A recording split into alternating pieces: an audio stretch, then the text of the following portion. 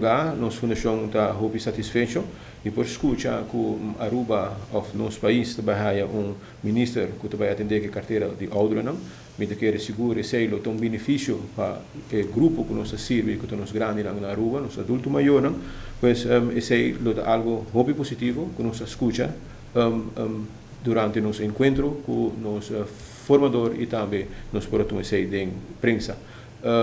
Ave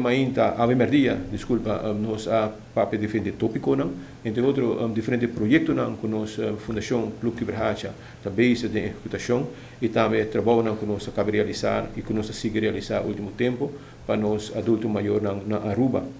Então, Quibrahacha para 36 anos brindando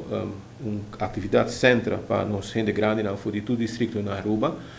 Nós oferecemos serviço de transporte e também, ultimamente, nós começamos a trabalhar com diferentes stakeholders, diferentes partners, diferentes temas, também nós organizamos diferentes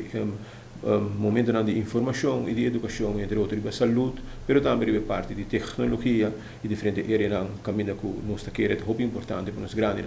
E também nós temos diferentes projetos de preparação, que nós queremos contato com os gente grande, é muito importante, e informação, acesso à informação para os gente grande, é muito importante. Pronto, nós lo anunciamos aqui não,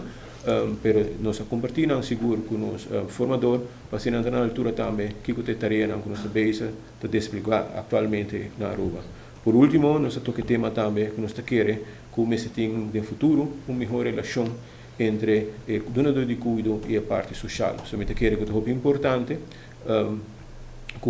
no momento que a gente também seja um donador de cuido, e por distinguir o que também, que tem necessidade, a necessidade social, contato social e parte para evitar que a gente grande não caia em soledade.